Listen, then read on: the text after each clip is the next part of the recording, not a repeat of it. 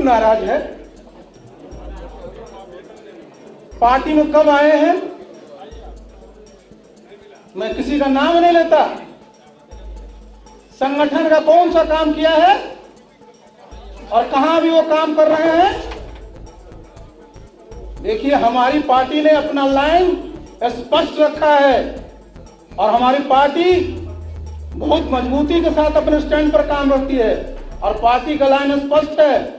जिनको नहीं स्वीकार है अपना अपना रास्ता पकड़े।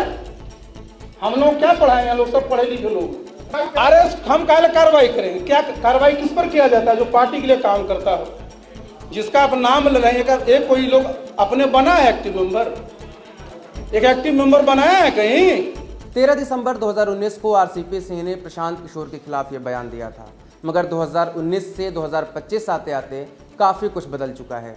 आरसीपी सिंह जदयू से इस्तीफा दे चुके हैं। सरकार और ब्यूरोक्रेसी मैनेज करने का पावर उनके हाथ से जा चुका है। उनसे 2 साल पहले प्रशांत किशोर ने भी इस्तीफा दिया था, लेकिन उन्होंने अपनी नई पार्टी बनाई और इस एक्सटेंट तक उसका विस्तार कर लिया है कि लोग मानते हैं कि प्रशांत किशोर ने अभी से ही बिहार विधानसभा का चुनाव त्रिकोणीय बना दिया है। तो कुल मिलाकर बात यह है कि जनता दल यूनाइटेड के 2 पूर्व प्रतिद्वंदी अब दोस्त बन गए हैं। रविवार को पूर्व केंद्रीय मंत्री आरसीपी सिंह ने अपनी पार्टी आप सबकी आवाज़ का विलय जनसुराज में करके प्रशांत किशोर के साथ अपनी राजनीतिक अदावत को खत्म कर लिया है। आरसीपी सिंह को जनसुराज में शामिल कराने का क्रेडिट जाने माने वकील वाईवी गिरी को दिया जा रहा है। हालांकि प्रशांत किशोर का कहना है कि बिना कोई शर्त सिर्फ 2 मुलाकातों में बिहार को बेहतर बनाने के उद्देश्य से दोनों साथ जुड़े हैं। नमस्कार, मेरा नाम है ऋषिकेश और आप देख रहे हैं खबर गांव। सबसे पहले थोड़ी बात रामचंद्र प्रसाद सिंह उर्फ आरसीपी सिंह की। आरसीपी सिंह उत्तर प्रदेश कैडर के 1974 बैच के आईएएस अधिकारी रहे हैं। आरसीपी सिंह ने 1970 में ही पटना यूनिवर्सिटी में ग्रेजुएशन के छात्र रहते हुए ही यूपीएससी क्लियर कर लिया था, लेकिन डिग्री न होने के कारण ज्वाइन नहीं कर पाए थे। ग्रेजुएशन के बाद उन्होंने जवाहरलाल नेहरू विश्वविद्यालय से इंटरनेशनल रिलेशंस में एमए किया। जेएनयू से पढ़ाई पूरी करने के बाद उन्होंने एक बार फिर यूपीएससी का सिविल सर्विसेज एग्जाम क्लियर किया और बहुत ही कम उम्र में आईएएस बन गए। नीतीश और आरसीपी सिंह की पहली मुलाकात तब हुई जब आरसीपी सिंह केंद्रीय मंत्री बेनी प्रसाद वर्मा के प्राइवेट सेक्रेटरी थे।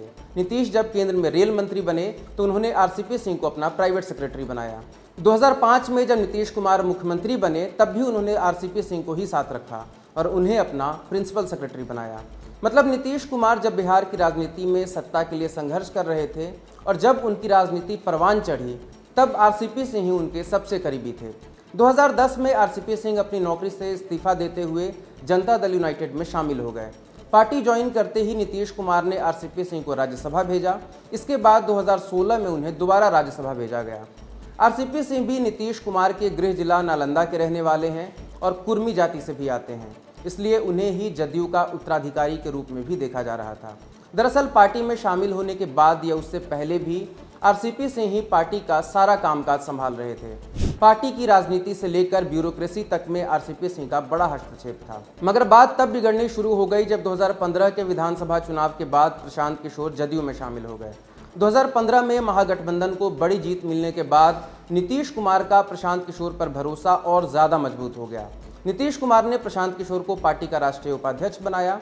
बस यहीं से प्रशांत किशोर आरसीपी सिंह के लिए एक बड़ी चुनौती बन गए। मगर खुलकर हमला तभी किया जब प्रशांत किशोर ने उन्हें मौका दिया। प्रशांत किशोर ने 2019 में पार्टी लाइन से अलग हटकर सीएएनआरसी का विरोध किया था। उन्होंने नीतीश कुमार पर आरोप लगाया था कि एक तरफ उन्होंने मुझसे कहा कि सीएएनआरसी बिहार में लागू नहीं होगा और दूसरी तरफ जदयू के सांसदों ने उसके पक्ष में वोट कर दिया था। तब आरसीपी सिंह राज्यसभा के सांसद थे। प्रशांत किशोर ने यह भी कहा था कि सारी पार्टी मीटिंग में यह बात तय हुई थी कि जदयू के सांसद सीएए के खिलाफ वोट करेंगे। तभी आरसीपी सिंह ने नीतीश कुमार का बचाव करते हुए कहा था कि पार्टी की लाइन बिल्कुल क्लियर है। बिना नाम लिए उन्होंने प्रशांत किशोर से कहा कि अगर किसी को इससे दिक्कत है तो वो अपना रास्ता देख लें। इस मुद्दे पर प्रशांत किशोर ने जदयू से इस्तीफा दे दिया। इसके बाद आरसीपी सिंह एक बार फिर से नीतीश कुमार के करीब आ गए। दिसंबर 2020 में नीतीश कुमार ने आरसीपी सिंह को बड़ा प्रमोशन देते हुए पार्टी का राष्ट्रीय अध्यक्ष बनाया। जुलाई 2021 में वो केंद्रीय मंत्रिमंडल में शामिल हो गए और इस्पात मंत्री बनाए गए। मंत्री बनने के बाद उन्हें राष्ट्रीय अध्यक्ष के पद से इस्तीफा देना पड़ा और राजीव रंजन उर्फ ललन सिंह पार्टी के नए अध्यक्ष बने। इसके बाद जदयू में आरसीपी सिंह की पकड़ ढीली होती चली गई। उन पर आरोप लगे कि वो भाजपा के साथ मिलकर जदयू को तोड़ने की कोशिश कर रहे हैं।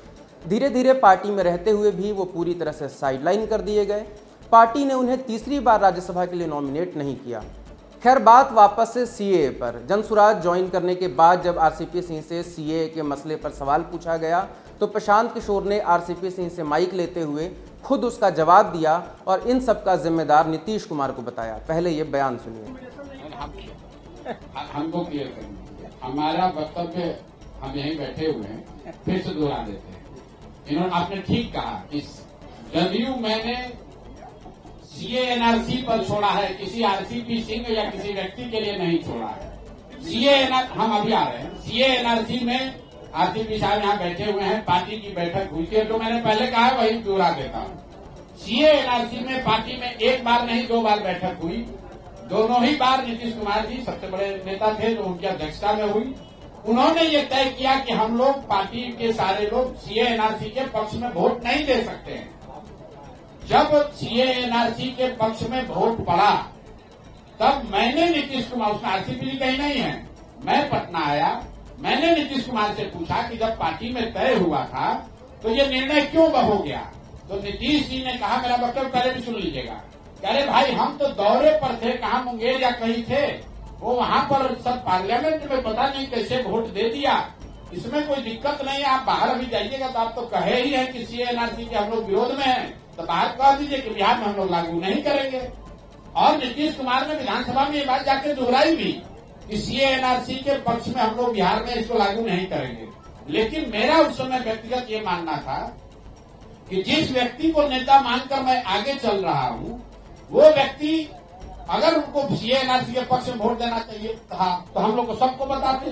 तो आरसीपी साहब को कह रहे हैं कि वोट दे दो और प्रशांत किशोर को कह रहे हो कि विरोध कर दो, इसलिए मैंने छोड़ दिया। उसमें आरसीपी जी ने थोड़े ना निर्णय लिया होगा कि वोट देना है। दोनों ने कहा कि आपस में उनकी कभी कोई अदावत नहीं रही थी। आरसीपी सिंह ने कहा कि प्रशांत किशोर जब उपाध्यक्ष बने थे तो उन्होंने उनका कोई विरोध नहीं किया था। वो चुनाव जितवा दें तो प्रशांत किशोर जिंदाबाद और उनको कोई पद मिल जाए तो विरोध। जिस समय प्रशांत जी बने थे उपाध्यक्ष, पार्टी के अध्यक्ष कौन थे? नीतीश बाबू। हमसे भी सीनियर कौन थे? केसी त्यागी। देखिए, जब हम लोग के नेता ने प्रशांत जी को जब पद दिया, किसी ने विरोध किया था क्या? काहे विरोध करेगा भाई? प्रशांत जी आपको चुनाव में जितवा दें, तब तो प्रशांत किशोर जिंदाबाद। और प्रशांत किशोर को अगर कोई पद दे दें तो क्या कहेंगे कि भाई गलत है। प्रशांत किशोर ने भी कहा कि बीते 3-4 सालों में उन्होंने आरसीपी सिंह के खिलाफ एक भी बयान नहीं दिया है, क्योंकि उनकी उनसे कभी कोई नाराजगी नहीं थी। दोनों ने कहा कि वो अब तक किसी और के लिए मजदूरी करते हुए उन्हें टॉप पर पहुंचाया है, लेकिन अब जब अपने लिए काम करेंगे तो सोचिए कितनी मेहनत करेंगे और इस बार भी टॉप ही करेंगे। जनसुराज के सूत्रों ने बताया कि आरसीपी सिंह के पार्टी में शामिल होने के बाद पार्टी के नेताओं और कार्यकर्ताओं में एक नाराजगी है। वजह है आरसीपी सिंह की छवि।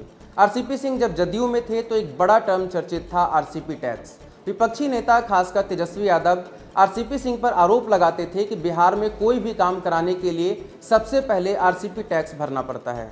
जनता दल यूनाइटेड से भी आरसीपी सिंह के इस्तीफे की तात्कालिक वजह भ्रष्टाचार के आरोप ही रहे, जब पार्टी द्वारा उन पर गलत तरीके से जमीन खरीदने के आरोप लगाते हुए नोटिस जारी की गई थी।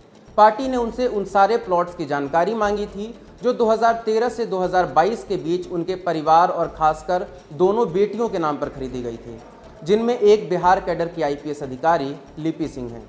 इसके 2 दिनों बाद ही आरसीपी सिंह ने पार्टी से इस्तीफा दे दिया।